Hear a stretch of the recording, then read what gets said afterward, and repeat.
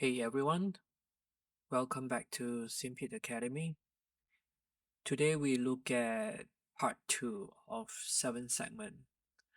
More examples, this time using UHF. It's slightly different than the VHF FM, but it also has presets like the VHF FM. So, starting with the back panel, as usual, big holes, small holes. The smaller ones are the 632 to join to the top panel. Then the bigger ones, these are like 4.3, like here, using the hex screw to hold it down to the console. And you need to know what kind of switches you are using for all the holes. What's the size of your switch? There's no standard depending on what, even like toggles, push buttons, encoders, it all depends on the size. So don't take the PDF provided blindly as gospel. So it might be too big or too small for your kind of switch. Okay, so measure every dimension of your switch and then adjust accordingly. So some you see square, meaning like the whole thing is a pass through, right? I'm not securing on it. So this time round there is some bottom recess. These three here are for the rotary switch. So I'm securing it to the back panel. Okay, so most of the stuff are secured to the back panel. Sometimes I choose to secure it to the top panel, especially if the switch is too short. So now these two I started securing here. I have since moved them to the top panel. So basically this will be a bigger cutout so that the whole thing, the body be below, can go through this back panel. Just like this. Okay, these two small toggles are just going through, and then you'll be secured to the bottom of the top panel. So this the small encoder. These are all the big encoders. So I don't like using this small encoder. This time now I'm just using it for this to replace the potentiometer, which I also don't like to use. In this year's BIOS, parts create a lot of noise, and if you use it with a big knob, sometimes you see the knob jiggling around, dancing, by itself. There's a lot of noise. So I'm using the encoder here in replacement of the part. um then all this, okay, this one is a rotary switch, even the knob is the same. So all this four and this one here, I'm using this kind of big encoder just like the VHF.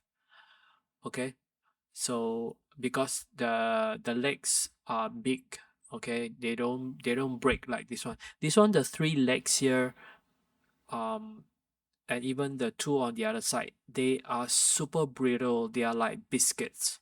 Okay, you accidentally knock it and then it breaks. I hate using this encoder.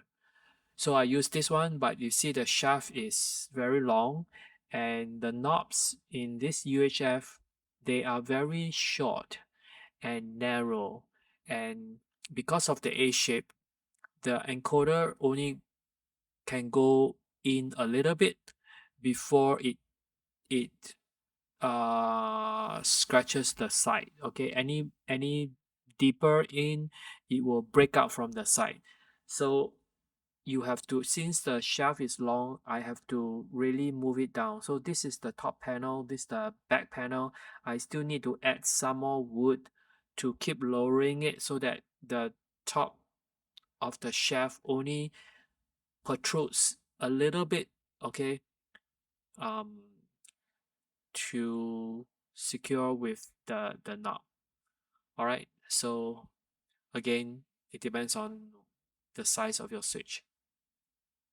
So now we look at the top panel. So I made a mistake of not selecting a specific page. The PDF provided by Romeo Kilo has 5 pages, and we don't need all this. And this is for the back panel. So when you're doing the front panel, if you only launch this page and save it as a SVG, then it will only this will appear. Okay, so since I didn't look at it, all 5 pages appear.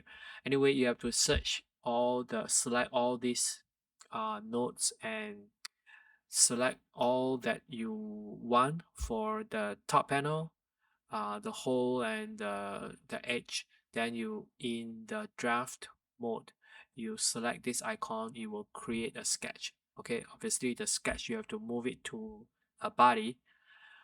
So now the top panel looks like this. So rotary switch with this tool here, always 9.8 size shaft. This I think this is actually 7, not 7.5. Anyway, these are standard encoder size, just nice. And then the buttons, depending on your size, um, and this here, depending on what you do, I'm using 2 flat screws. This I'm using a encoder. This I'm using a small button. Okay, this one I enlarge it a little bit than the one in the PDF, and this one I shorten it to just this. I'm using 3 digit, okay, 6 digit instead of 8. So I shorten the window here. All right. So you pad and you get this. These are the texts that are not padded yet. So this is purely a cutout. Okay, this is how it looks like. And then I don't know why there's this thing here which I didn't select. Okay.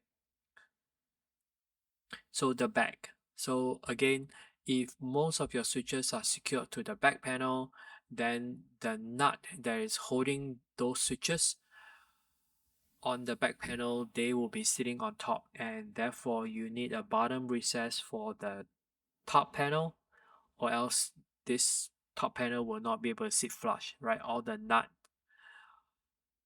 resting on the back panel will be protruding to the bottom of the top panel. So no, all the holes that will be expecting a nut, and then you need to recess them. Okay, all of them I recess always like 3 mm, and the top panel is always 6 mm thick. So these are cutouts.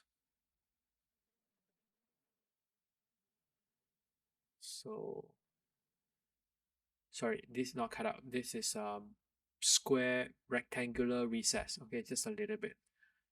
So then now for the lines here, the frequency lines, um, I deselected this because later on there's another one, there's a cover where I want the lines to sit on top. So for now, on the top panel itself, I only select this. Now this one and there's another section which I also deselected because another cover here will be sitting here like this. And if you have this protruding up, you will not be able, this cover will not be able to sit flush. So I have to deselect this as well. Okay, so basically, or just all this except the top, except this, and then you pad, and then you get these lines. Okay, obviously you mark them white later. The panel is always black, and then this cover we'll talk about it later. So now, um, import this again and select this few nodes. You highlight this, okay, click on this in draft mode to convert to a sketch, then select again, find all this that will highlight this cover, the channel and the standard UHF frequency, and then also create a sketch. So you have two sketches. So this one is sitting here, these lines are sitting here. You want to translate them minus x, okay, like negative, and shift it left and then shift it up a little bit so that now this sketch sits over this second sketch that has the lines. Then this sketch of the cover, you reverse pat, basically pat it down.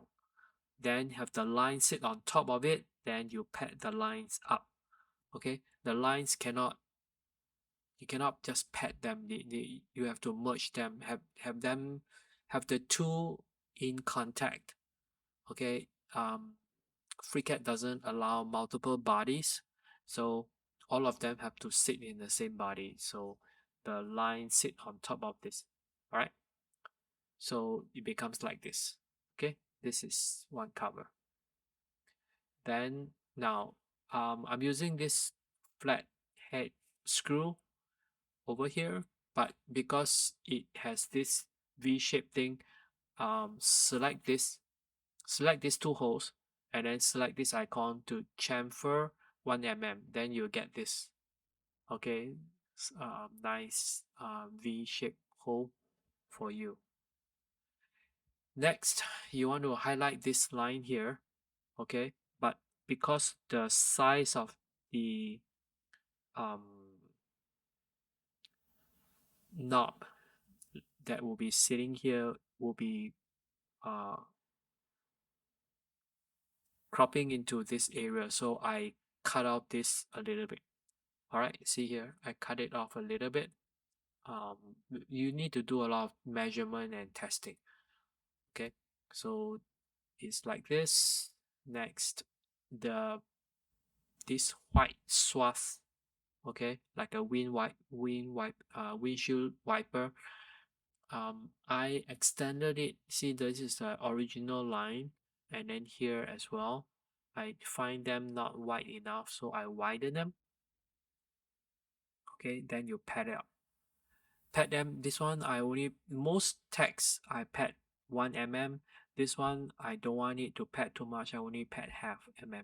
Okay, because I have the knob later sitting on top, so just a little bit, and then paint is white. So more covers. This one, okay, select all this one by one, right, and pad. So this one has text, and because my push button sitting here and here on the top panel, I also use a washer, and it will eat into the space. So I have to make this narrow, make this narrow. Okay, so basically you see, I shorten this, and then I also squeeze the text, took out one letter. Then this one from status I change to stat. Again, I make it narrow, so these two are narrow. Okay, you guys would have known by now. I don't go by the book completely. I'm always flexible and do whatever is necessary.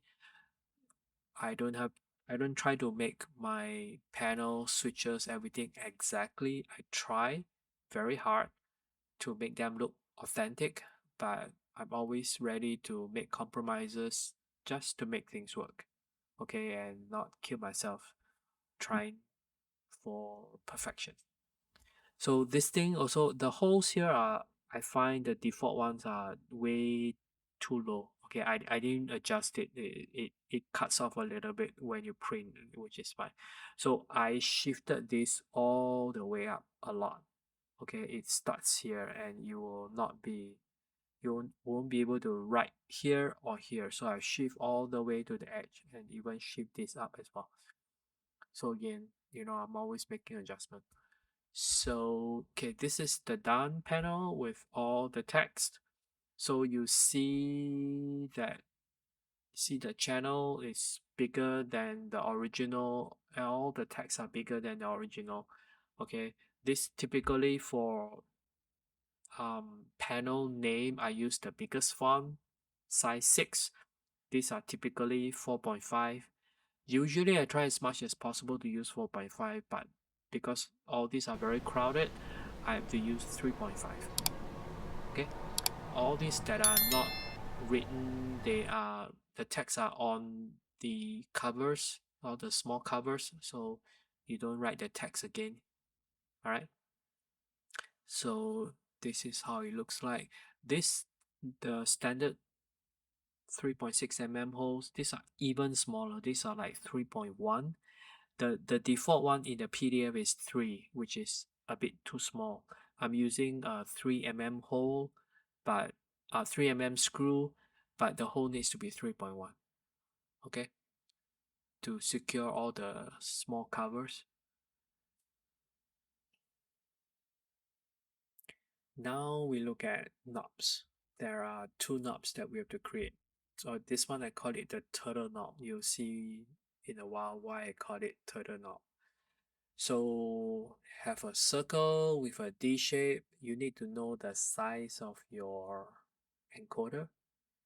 Okay, this is a proven number that I've tried many times. So 6.2 and then move it 1.65. Okay, and then trim. So this will fit snugly into the encoder. Now, once you pad it, you get this, and you add 1 cube. Okay, you add 1 cube, which is the size here, and then you need to tilt. Okay, here rotation 1 means which axis you want to. This doesn't go to 100 or 50 or whatever. It's between 0 and 1, meaning which axis you want to select and then the angle. So basically this one I'm tilting X by 60 degrees. Okay, it will be normally like this, and then here. So I'm tilting it and I'm also moving it up. Okay, basically you have to play with this until it is around here, on on the upper side of this cylinder. Then this is the first cube, this is the second cube. Again, about same width, slightly shorter. Okay, so again, see now I'm rotating Z. Okay, put 1 here. um Basically you just keep moving. Sorry, this one you're not rotating, this one you're shifting. So you're shifting this Z up. And then third cube, you tilt this. Okay, so just follow the numbers, you roughly get. You might think that this is too long or too narrow or whatever, so this is just estimation. I I don't know the size of this now. Okay, so I just eyeball from pictures. So after adding the third cube, what we want is to select these two and click on cut. Okay, select this one first, then select the second. It will cut the second from the first. Okay, like this. Now you get this, right? The bottom here triangle is cut off. Then you select cube 1 and 2, and then you do a join. Okay, this is like a union thing. So after you do this, then later you can also select the body and export. Okay, this is under parts design, this is under parts. So sometimes you cannot directly make changes to the part, but you can easily create sketch and pad or park it under part design. So learn to work both of them. So last thing is your chamfer, sorry, fillet. This under the parts workbench, not part design. This is the fillet. I can fillet this and fillet this. I couldn't fillet this or the edge here. Okay, I get errors. So this is good enough. So this is how it looks like. See, now it looks like a turtle, right? The body and the head and the neck, right? And then at the bottom is like this. So where the D, the flat side is pointed, that is where the head is pointed. Okay, this knob put over the encoder, it doesn't do anything, it just for show. So next, the second knob, I had this over all the frequencies.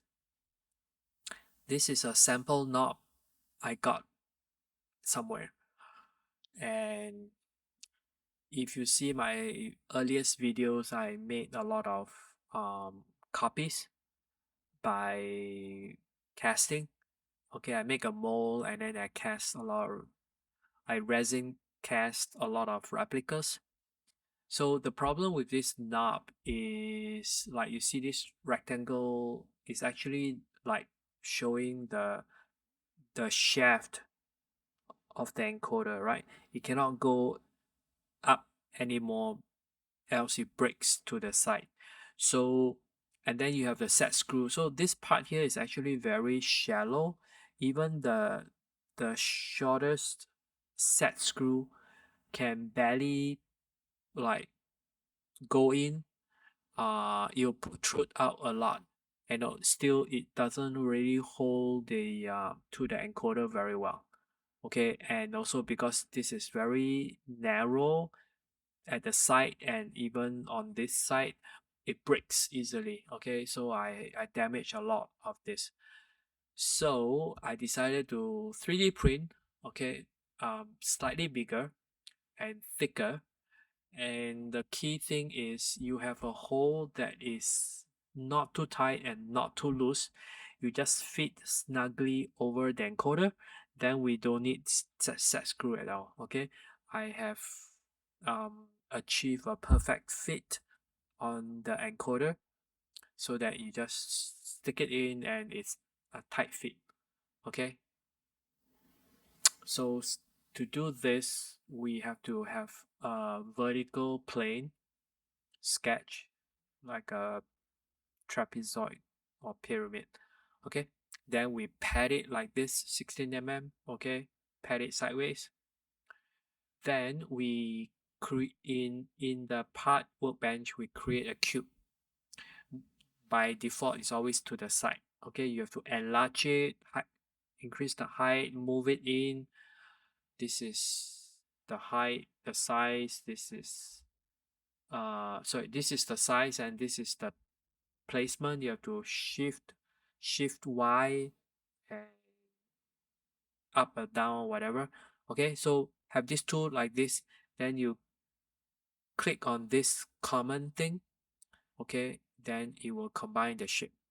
It will cut out the non-common thing. All right, so you get this shape because I want this pyramid thing to have a curved edge on both sides, right? So this is the way I know how to do it. Next, we want a hole. You cannot just select this and create a sketch. Okay, sometimes it works. This time it did not. So I figured I create another cylinder. Okay, move it in and then do a cut. Okay, then this cylinder is cut out. Okay, obviously you have to select this pyramid first or trapezoid and then select the second object, the cylinder, and then you cut out the cylinder. Next, we create this is called a tube. Okay, not a cylinder because it's hollow, it's a donut. So we add this 2.5 mm with the same hole as this original hole. Okay, and then we do a join, a union. Okay, combine the two together. Then roughly this is how it looks like. You want to fillet, again this is a fillet both sides here 1 mm. Okay, then select these two edge and fillet 2.5, then you get like a nice big curve. Okay, this is like a traffic hazard cone, right? Um, so this is the final knob. So types of switches. So this is from Wikipedia. Um, this two knobs, this knob for the channel and this knob for these two um, sides. I don't remember where I got them. In the past, somewhere I managed to buy some sample knobs. So I have this knob. So I had to make this turtle knob and I have to make all these A-shaped knob. Alright. Now for this, we use a short shaft encoder. This is the same one I use for the VHF panel. For another knob, then we created our turtle knob. You just put on top. There is no wiring needed. It's just for show. Something about squash, right? Then this thing like some radio cable receptacle thing. Also you don't need to wire this like this one. You just put it there for show. Okay, so I got a small one. This one looks much bigger than mine. Okay, anyway, um and this one has like a blue, interior. Mine is kind of hollow all the way, so it doesn't have to be perfect. It doesn't need to look exactly the same. I figured something that looks exactly the same might be very expensive. So anyway, this is just a kind of close replica, right? And we created the A knob as well. Now this one, um, these are all round. This one, the rotary switch will be a D shape. Okay, so if you want a tight fit, either hot glue or put a set screw. Okay, for a tight fit, because rotary switch needs a lot of torque, and if it's not tight enough, it will start to slip when you turn. Okay, so we have rotary switch on both sides here and here, right? Three. This momentary to the left and right will be used for this T and tone thing. Then this one, also another small toggle, is just on off, left right. Alright, so we covered all the switches. This will be the 7 segment. Alright, so we are done with all the switches now.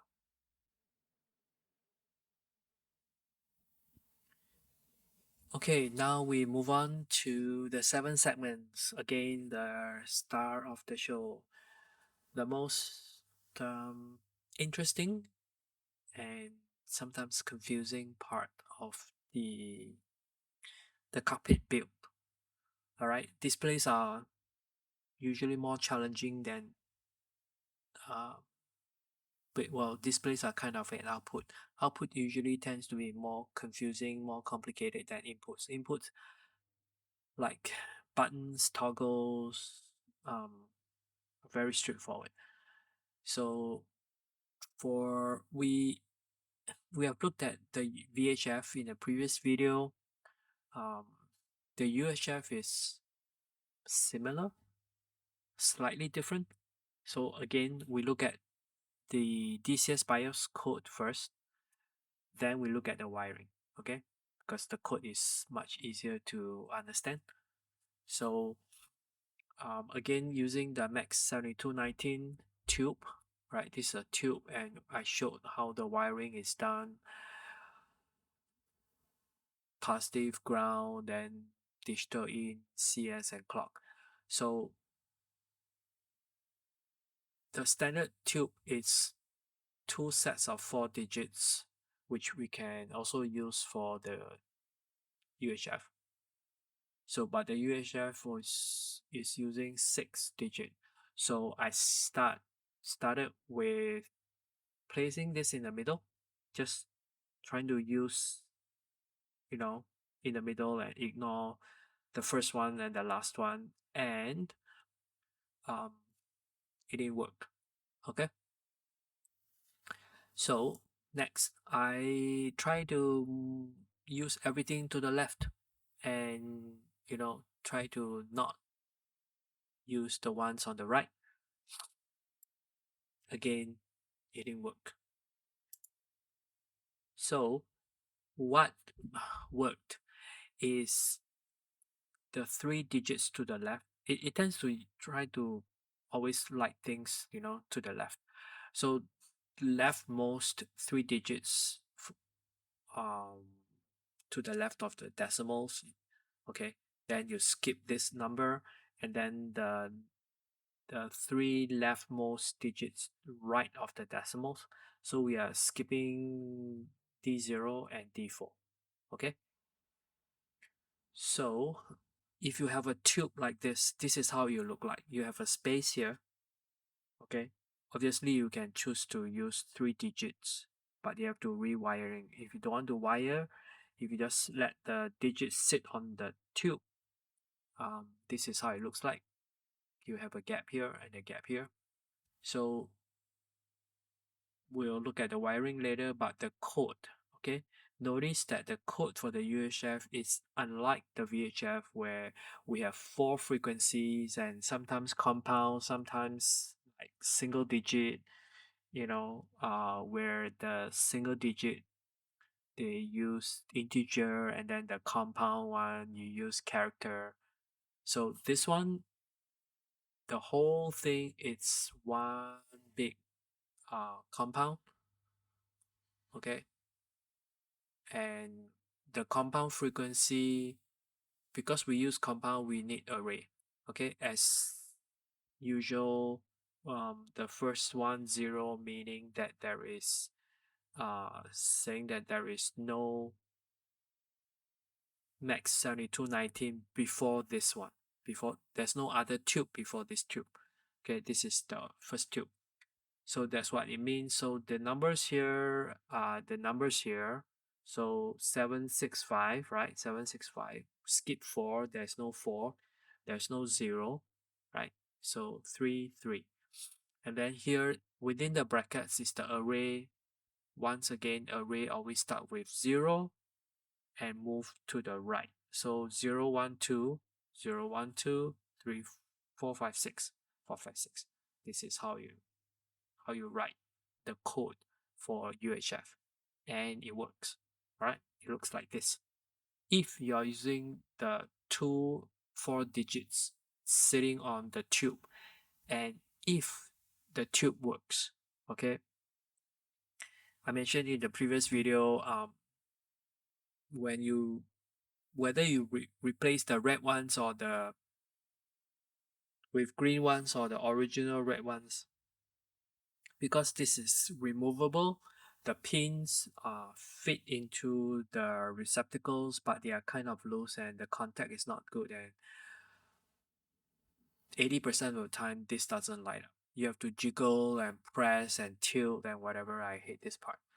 Okay, so but this is how it looks like when it works. Okay, the UHF, you can have A, 3 or 2, and then all these numbers, and this one has a decimal. Okay, so yeah, see, false, false, true. True meaning that this D5, which is here, D5 has a decimal point. Then all the rest, 4, 5, 6 and 0, 1, all are false, right? No decimals. So now we understand the code. Next, preset. So in the previous video, we look at VHF FM preset, which was like this, right? We use this tube and D0, D1, right? D0, D0, D1, and then the array 0, 1, 0, 1. We always go to the right for arrays. So for the same tube, we can use another compound frequency, 2 digits for the UHF FM. Okay. Now in A-10C 1, we were using VHF AM as well. In the A-10C 2, we switch it to up to 10, right? Which is both a VHF and UHF. So if you still use the VHF AM, you can use another 2 digits compound frequency on the same tube. So basically, this same tube you can have 4 presets, each preset being 2 digits, right? So because we're just using UHF and the FM, so we just need these 4 digits here. All right. So code wise, again 0, no tube before us. 3 and 2 is because this is D3, D2. Okay. Then compound 0, 1, array 0, 1. That's it. Okay. And false, false. Presets have no decimals, so it's always false. Which also means that later when you wire, um, you can skip the part that has the decimal pin. So wiring. So since we are skipping this two, you if you have um 3 digit, you can do the same order. Okay, don't even care about the alphabets or everything. Just leftmost to the leftmost, rightmost to the rightmost, like this. Okay, so since we cannot use these original ones because they are loose and they will not show up most of the time, we have to wire. And since you have to wire them, might as well pick the 3 digit ones, and then you can close up the gap. Okay, you can join these two together, right? The 3 digit pin has 6 pins on top, 5 pins below. Okay, without a pin here. This is the bottom side, right? So you see here, it's missing a pin, and then that means you are not wiring to 4, not wiring to 0. Okay, this is how it looks like. So as mentioned, you put this on the green board is loose. You see, it will not appear. This is the full thing. It will show up partially most of the time. So we have to do the painful wiring. But once you wire it, the connection is very solid. So this is how I did it. As also shown in the previous video, you have the wire, you put it into a female DuPont connector, and then you stick it into the pin. It will still be a bit loose, it can drop out, so you have to solder. After you solder, because the pins are all very close to each other, they can touch. So you want to put the string tube, okay, and then use a hair dryer or hot gun, and then blow it, and then you will string, and you have all this. So the other end, if you use a 22 gauge solid hookup wire, it's perfect. Okay, you just stick it in, and it will not be loose, it will not be very tight. It's a perfect fit. Okay, you can choose to solder this part as well. Okay, most of the time it doesn't come out, or you can just glue it, hot glue. Okay, so this is how I did it. Now, in the previous video, I explained the data sheet and how we arrived um, at the numbers here, right? From this, how they translate to this, I will not go through that again. So again, UHF preset, we are using this two, okay? So, and my 2 digit is 5 by 2. That means 2 rows of 5 pins, 5 pins, not the old type, which is 9 pins, 9 pins. Okay, in case you're wondering how come it's different. So different manufacturers have different number of pins. So this is how we do the wiring. So um, if you have another preset, okay, VHF, FM, So we wired to 0 and 1. This is the Max 7219 board, right? So in the FM preset, we already used up 0 and 1. So we are going to do 2 and 3, okay? And then here you have 4, 5, 6, 7. So because we have used up 0 and 1, this 2 goes to this 2, right? And here, even though it says 1, you go to 3. Basically, you work leftwards, right? You don't care about the numbers here, okay? This here, it states that this is digit 1, right? So, but you are looking at D3 because this is a D3. Okay, this is a D2, it goes to D2. The other two is like D1, D0, it goes to 1 and 0 here. Alright, so this is how you do the wiring. Five pins, 5 pins to 6 pins, 6 pins. Okay, since they are not the same order, you have to know this is the more confusing part. Okay, this type you don't care, it's exactly the same. Okay, the order is exactly the same, you just go one by one. So this is the more confusing part, and hopefully you understand how we arrived here.